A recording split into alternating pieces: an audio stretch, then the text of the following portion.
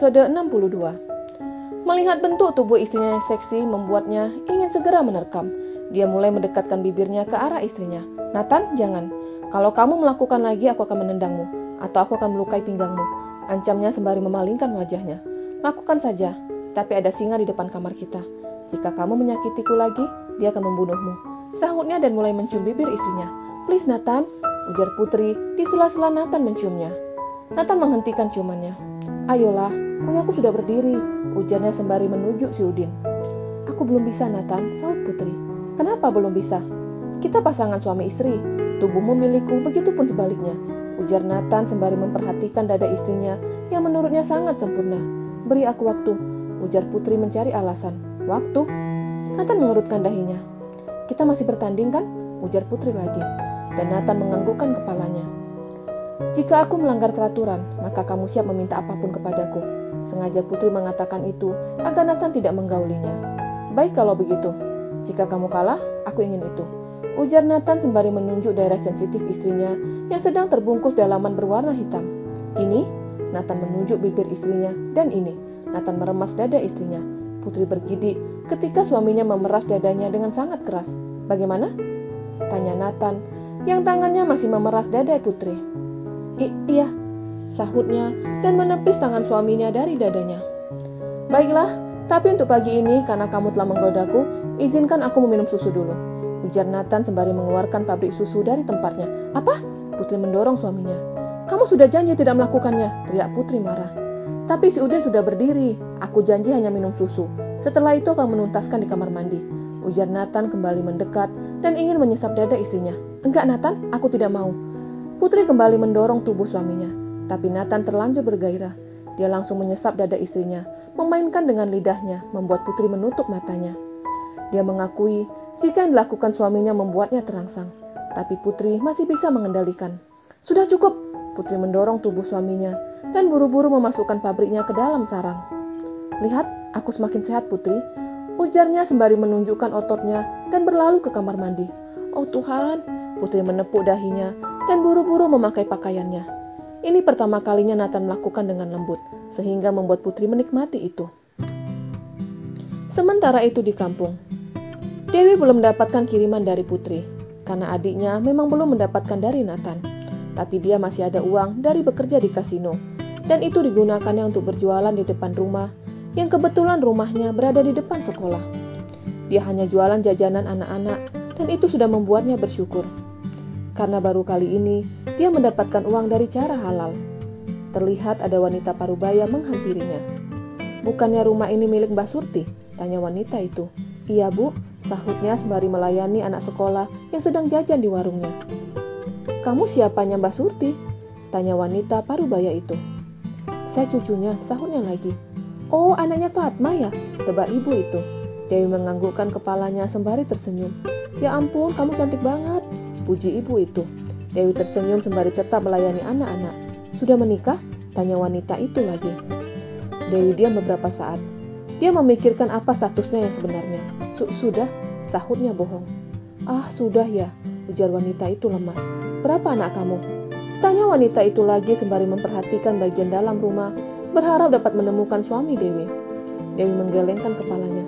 "Kenapa sayang?" tanya wanita itu lagi. "Saya sudah bercerai, Bu," sahutnya bohong. "Ah, syukurlah," ujar ibu itu senang. "Nama ibu Mila, nama kamu siapa?" tanya wanita itu sembari mengulurkan tangannya ke arah Dewi. "Mentari, Bu," sahutnya sembari membalas uluran tangan wanita parubaya itu.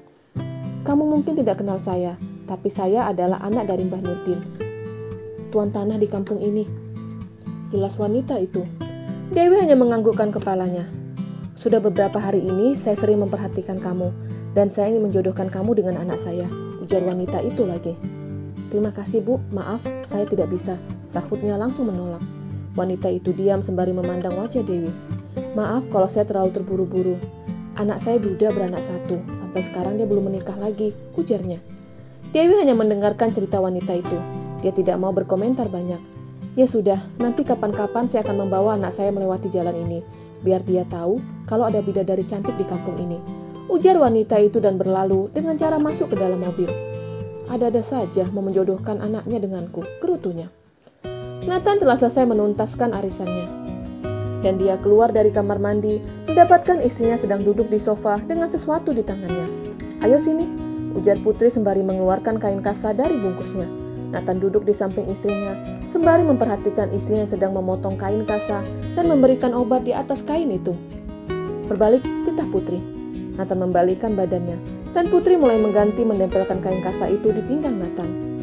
"Seandainya tadi kita melakukan, pasti akan terasa nikmat," ujarnya berhayal. Putri langsung menekan pinggang suaminya, membuat Nathan teriak. "Sakit!" teriaknya.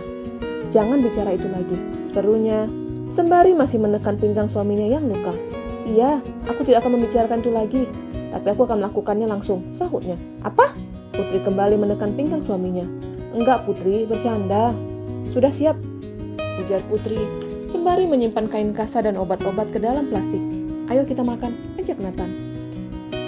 "Aku makan di sini saja," sahut Putri yang malu jika bertemu dengan Andre. "Jangan malu dengan Andre," ujar Nathan yang tahu jika istrinya masih malu. Walaupun dia tahu semua yang aku lakukan, dia tidak akan membocorkan kepada siapapun. Dia orang yang bisa dapat dipercaya, jelas Nathan sembari mengulurkan tangannya ke arah istrinya, agar Putri mau keluar dari kamar dengannya. "Aku jalan sendiri." Putri menolak dan jalan lebih dulu dari Nathan. Terlihat Andre sedang duduk di depan hidangan. Melihat pria itu, Putri ingin masuk kembali, tapi Nathan segera memeluk pinggang istrinya. "Jangan hiraukan si Andre," bisiknya. "Iya Putri, aku tidak melihat kalian tadi berciuman," timpal Andre. "Nah, itu artinya apa?" ujar Putri ke Nathan. "Andre, diam," titahnya. Andre menutup mulutnya sembari tersenyum. Nathan membawa istrinya ke meja makan dan duduk di sampingnya, sedangkan Andre duduk di depan Nathan. Mereka mulai menikmati makanan itu tanpa mengeluarkan sepatah kata, tapi kedua pria itu sedang berbicara melalui tatapan masing-masing. "Rasanya nikmat kalau ciuman kita dibalas," goda Andre. "Ah, Andre," rengek Putri. "Andre?" Nathan menekan intonasi bicaranya. Padahal dia sengaja menyuruh asistennya untuk menggoda Putri, agar Putri dapat melihat kalau suaminya sedang membelanya. Padahal itu hanya akal-akalan kedua pria itu. "Oke, aku tutup mulut," ujar Andre lagi. Mereka kembali menikmati makanannya, dan Andre kembali membuat ulah. Nasi ayam Hainan ini sangat nikmat, tapi lebih nikmat jika ciuman kita berbalas. Apalagi jika cinta kita dibalas," goda Andre. Putri langsung menatap Andre dengan tatapan tajam. "Apa kamu sudah pernah berciuman?"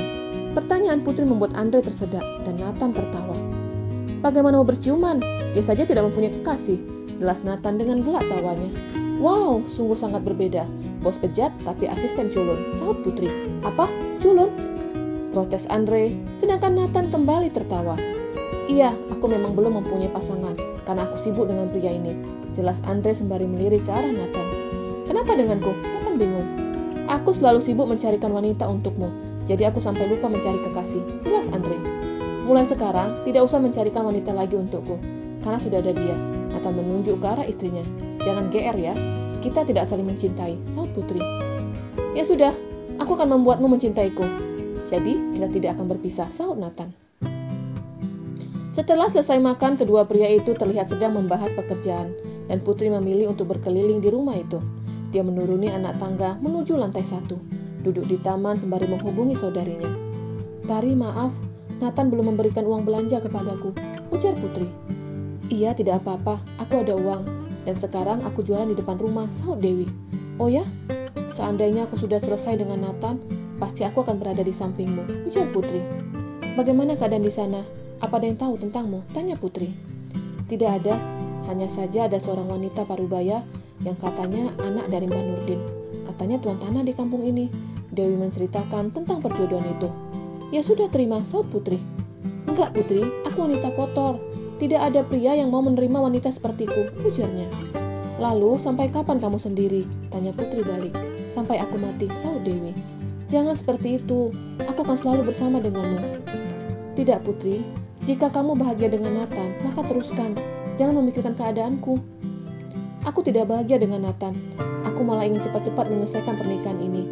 Aku akan menjagamu, Tari," ujar Putri, dan melihat ada seorang pria datang berjalan ke arahnya. Putri buru-buru mengakhiri panggilan itu. Melihat tinggi badan Niko yang sama dengan Nathan, membuatnya langsung memikirkan ciuman yang didapatkannya tadi malam. "Hai Putri," sapa Niko sembari duduk di samping Putri. "Mau apa kamu di sini?" Putri bertanya dengan ketus. "Tenang Putri, aku hanya ingin bernegosiasi denganmu," ujarnya sembari melirik wanita cantik di sampingnya. Putri menatap tajam pria itu. Niko menunjukkan ponselnya. Terlihat rekaman seorang pria sedang mencium seorang wanita.